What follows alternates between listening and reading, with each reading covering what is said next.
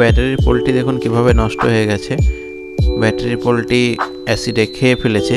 এখানে এটি একটি ইউপিএস এর ব্যাটারি, ইউপিএস এর ভিতরে ভরা ছিল এবং ইউপিএসটি আমি রিপেয়ার করছি। তো এই ব্যাটারিটি আপনারা যদি দোকানে যান বেশিরভাগ ক্ষেত্রে কিন্তু পাল্টিয়ে নিতে বলবে এবং পাল্টিয়ে দেবে, কারণ ওরা পিন সিস্টেম বেশি পছন্দ করে এবং এখানে আপনাকে কোনোভাবেই এটা রিপেয়ার করে দিবে না এবং খুব সেরকম হয়তো দোকানে গেলে কেউ রিপেয়ার করে দেবে। তো দেখুন আমি এটা কিন্তু রিপেয়ার করেই দেখাবো। ব্যাটারিটি পুরোপুরি ভালো আছে, তবে ওখানে শুধু যে কানেকশান, সেই কানেকশানটি নষ্ট হয়ে গেছে, পিনটি নষ্ট হয়ে গেছে বা পোল, সেইটুকু রিপেয়ার করে দেখাবো। তো দেখুন কিভাবে রিপেয়ার করা যায়। এই দেখুন কিভাবে র্যাশ জমেছিল। এই র্যাশ থেকে মুক্তি পাওয়ার জন্য আমি স্পেশাল একটি কেমিক্যাল ব্যবহার করব। আপনারা কিন্তু প্রথম থেকে শেষ পর্যন্ত ভিডিওটি দেখবেন, যাতে সেটাই আপনারা বুঝতে পারেন এবং ধরতে পারেন, তাহলে আপনাদের সুবিধা হবে, পরে আর র্যাশ জমবে না। তো চলুন বন্ধুরা ভিডিওটি শুরু করা যায়, দেখা যাক কীভাবে রিপেয়ার করা যায়। দেখুন ব্যাটারি পোলটি আমি ভালোভাবে মুছে নিয়েছি, পরিষ্কার করে নিয়েছি এবং এখানে দেখুন বাটলি দিয়ে এই যে লাল রং মারা আছে সেই রঙগুলোকে কিন্তু আপনাকে চটিয়ে উঠিয়ে নিতে হবে। দরকার হলে হাতুড়ি দিয়ে হালকা করে ঠোকা মেরে মেরে খাম করে উঠিয়ে নিতে হবে এবং পোলটি আপনাকে পরিষ্কার করে নিতে হবে, যাতে ওখানে সোল্ডারিং করা যায়। তো এইভাবে পরিষ্কার করে নেওয়ার পরে আপনাকে সোল্ডারিং করে নিতে হবে, তাহলে আপনার কিন্তু এটা কাজ করবে। তো তারপরেও যেটা করতে হবে সেটা হচ্ছে এই যে তারগুলো আছে তারগুলোকে ছিলে নিতে হবে এবং ওখানে তারগুলো অনেক সময় ওখানেও কিন্তু ভিতরে র্যাশ ঢুকে গেছে বা অ্যাসিড ভিতরে পৌঁছে গেছে, সেই জন্য ওখানে ভালোভাবে আপনাকে বাটলি দিয়ে হোক বা কিছু দিয়ে হোক, আপনার যদি ব্লেড, ভাঙা ব্লেড বা কিছু চাকু টাকু থাকে সেইগুলো দিয়ে আপনাকে ঘষে ভালোভাবে চকচকে করে নিতে হবে, যাতে সোল্ডারিং ভালোভাবে করা যায়। এরপরে আপনাকে কিন্তু সোল্ডারিং করে নিতে হবে।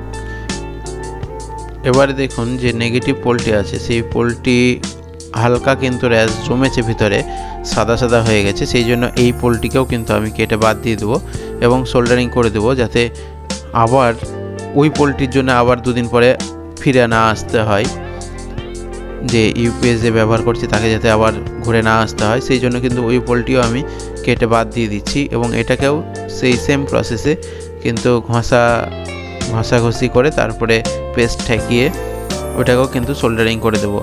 সোল্ডারিং করে দিলে তাহলে এটাতেও কোনো সমস্যা থাকবে না।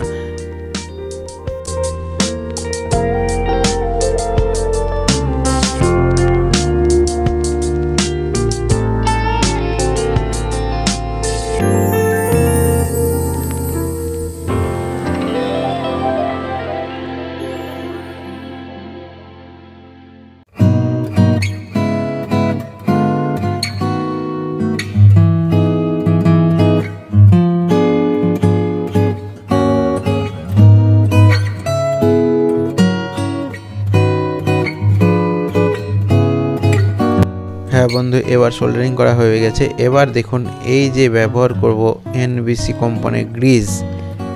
এই গ্রিজ যদি আপনি, গ্রিজ হোক ভ্যাসলিন হোক, আপনি যদি ওই পোলের গোড়াতে লাগিয়ে দেন এবং পোলের গোড়াগুলো গ্রিজ দিয়ে তারের যেইটুকু বেরিয়ে আছে তারের কাটা অংশ সেইটুকু যদি গ্রিজ দিয়ে ওইটুকু ঢেকে দেন, তাহলে কিন্তু আপনার এই পোলগুলোকে আর অ্যাসিডে কোনো দিন খাবে না। আপনারা এই পোলগুলোকে যদি গ্রিজ দিয়ে ঢেকে দেন, আপনাদের এই পোলগুলো আর অ্যাসিডে কোনো দিনই খাবে না এবং এটা পরীক্ষিত সত্য। অনেক ক্ষেত্রেই এটা প্রমাণ করা হয়েছে, অনেক দিন ধরে ব্যবহার করে আসছি আমরা, তাতে কোনো দিন আর কিন্তু অ্যাসিডে খায় না। তো এবার আমি ফাইনাল করে এটা ফিটিং করে নিচ্ছি। ফিটিং করে নিয়ে আপনাদেরকে পাওয়ার অন করে দেখিয়ে দেবো যে ঠিকঠাক পাওয়ার অন হচ্ছে কিনা, অর্থাৎ ইউপিএসটি ভালো আছে কিনা।